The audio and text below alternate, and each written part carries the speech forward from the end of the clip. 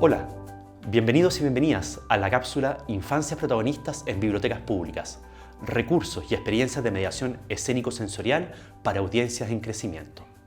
Soy Diego Vargas, profesor de lenguaje y miembro de La Cajita, equipo multidisciplinario de mediación de experiencias sensoriales y fomento lector para audiencias tempranas.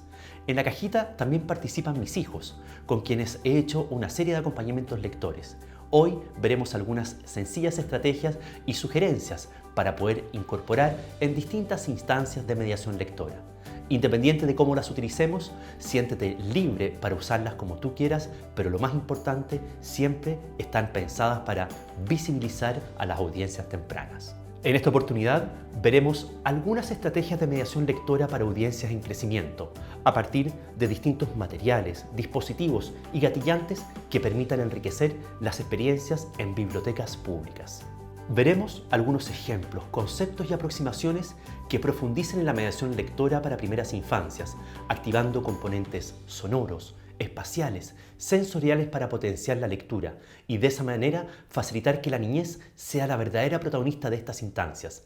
Para ello revisaremos 8 temas que pudieran enriquecer nuestras experiencias. 1. Contra el imperativo de leer. 2. Relajación y respiración consciente para infancias y acompañantes. 3. Invitación y uso del espacio. 4. Gianni Rodari y la hipótesis fantástica como disparador de experiencias de lectura. 5. Lecturas sensoriales. 6. Relatos y situaciones reales. 7. Cuentos que suenan. Y 8. Apego lector y mediación de lectura. Contra el imperativo de leer. La obligación no hace al hábito, por lo que partimos de la base que todo tipo de acompañamiento busca desarrollar el placer por la lectura y no la imposición.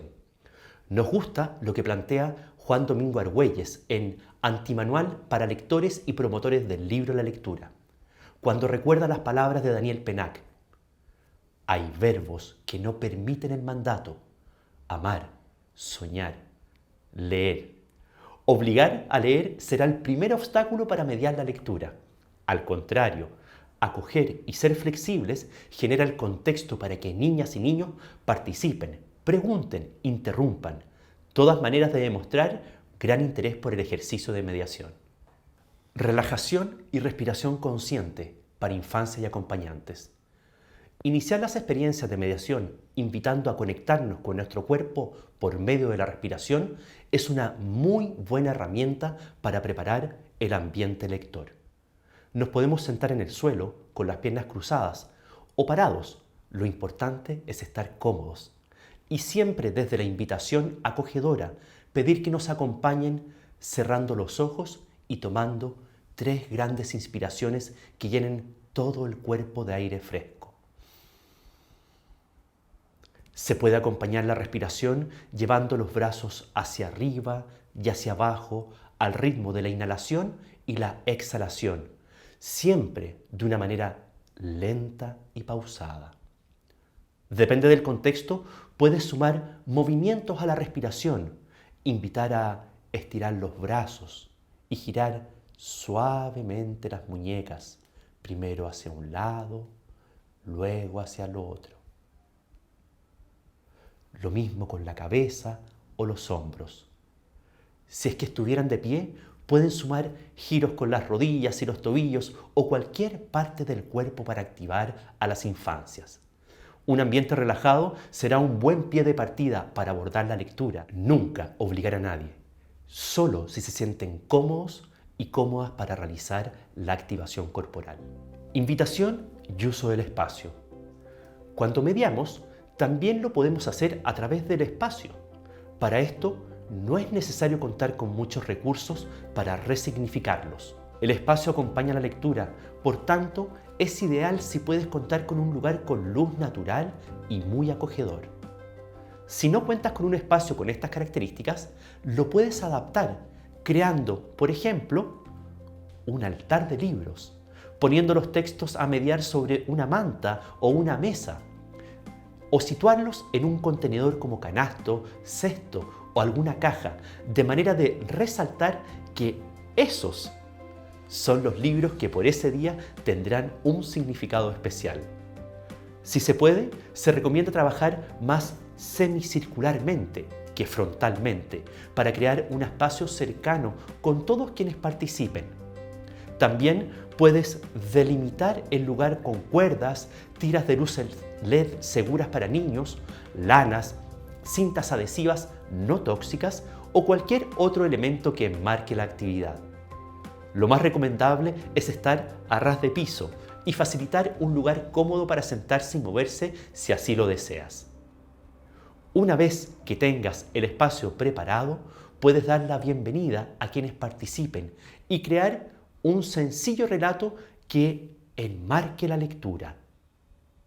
Una manera de hacerlo es vincular entre los distintos textos que se van a mediar algunos temas.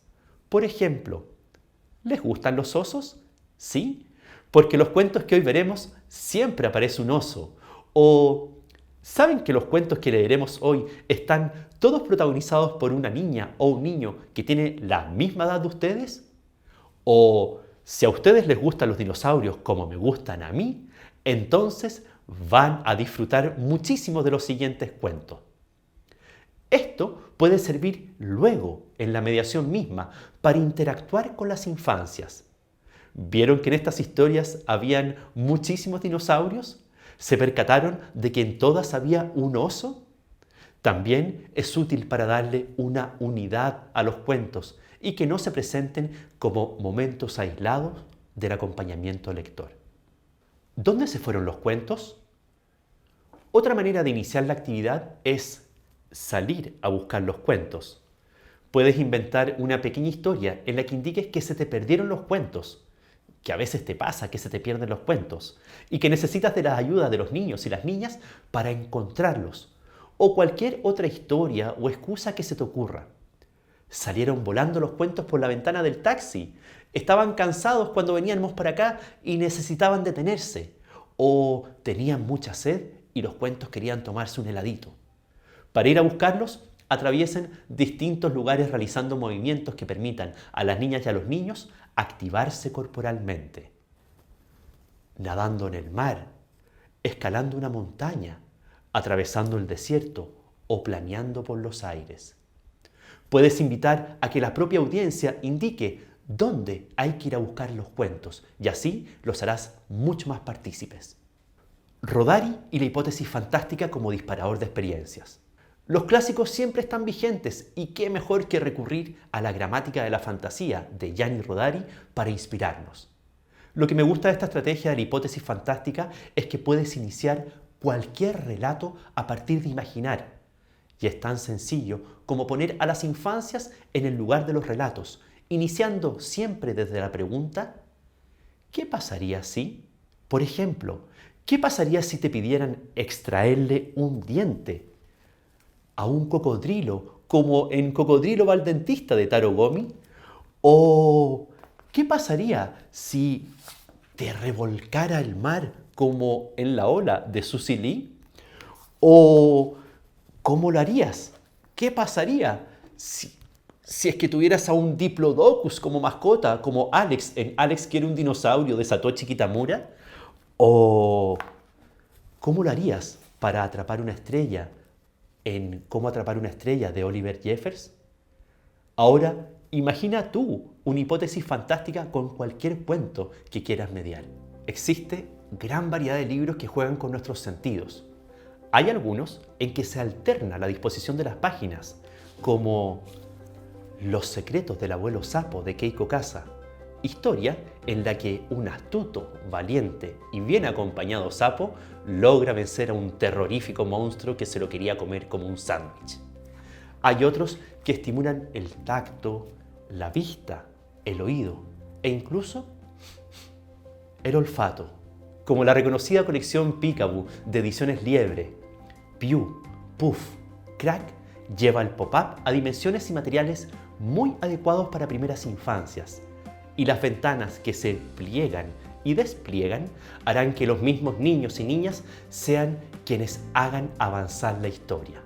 No puedo dejar de mencionar El agujero negro de Jaime Compayré. hermosa historia de las dimensiones de un agujero negro que va creciendo, creciendo, creciendo y creciendo a medida que avanzan las páginas hasta que prácticamente el agujero negro es del tamaño del libro completo. Relatos y situaciones reales. Los libros, desde siempre, han servido para transmitir mensajes a la niñez, como los clásicos Pedrito y el Lobo, Los Tres Cerditos, Caperucita Roja, por nombrar solo algunos. Hay también otros libros que abordan situaciones domésticas y que pudieran mediarse, como el mencionado Cocodrilo va al dentista, porque es muy frecuente que a los niños y a las niñas no les guste o les dé miedo ir al dentista. Me da miedo, me da miedo.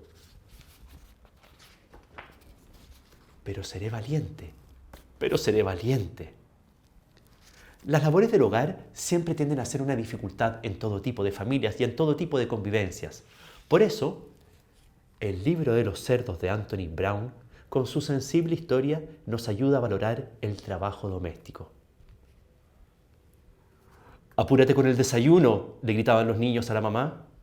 «Apúrate con el desayuno», le gritaba el padre a la mamá. Una vez que se iban, la madre lavaba los platos, hacía las camas, pasaba la aspiradora por las alfombras y luego se iba a trabajar. Es importante también señalar que los libros no solo sirven como recursos pedagógicos, también tenemos que fomentar el proceso de la lectura por el simple placer de hacerlo, por el gusto de leer, validando esas experiencias. Cuentos que suenan. La música y el acompañamiento lector en primera infancia siempre han ido de la mano. Activar las sonoridades propias de los ambientes que proponen los textos, incorporar sonidos a las acciones y voces de los personajes, usar onomatopeyas, son recursos que, sin abusar, pueden generar una gran conexión con las infancias. Si quieres, puedes musicalizar algunas partes del cuento o incorporar algunos instrumentos, como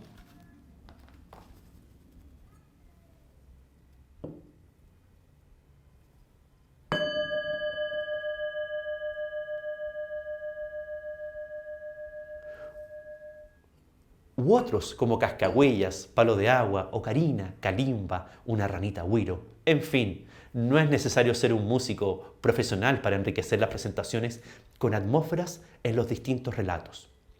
Hay 3 libros que utilizo con frecuencia y que probablemente conoces.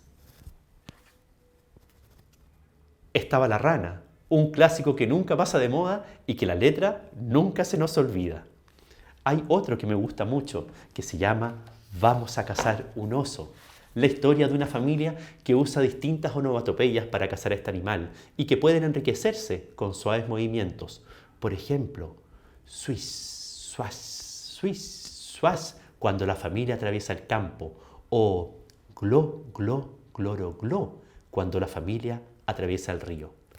No puedo dejar de mencionar El Sol, el Agua y la Luna, un cuento nigeriano que en la versión de Laura Herrera y Ángeles Vargas recuerda que en la tradición de ese país, una historia siempre queda mejor si se le suman cantos, ritmos y bailes. Apego lector. Trabajar con elementos de apego, con elementos concretos, es útil para generar vínculos con la niñez. En mi caso, utilizo principalmente 2 objetos de apego.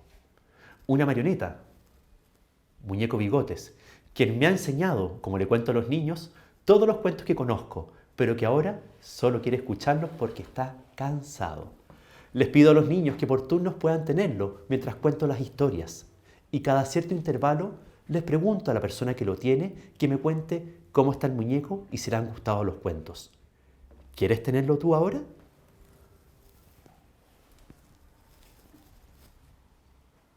El segundo objeto de apego que utilizo son los muñecos quitapesares, que medio a partir de la lectura de Ramón Preocupón de Anthony Brown. Ramón se preocupaba por todo, por los pájaros gigantes, por los zapatos, por las nubes, y el temor de contárselo a los adultos hace que finalmente se lo cuente a su abuela. Y su abuela le dice: no te preocupes, puesto que yo tengo el remedio.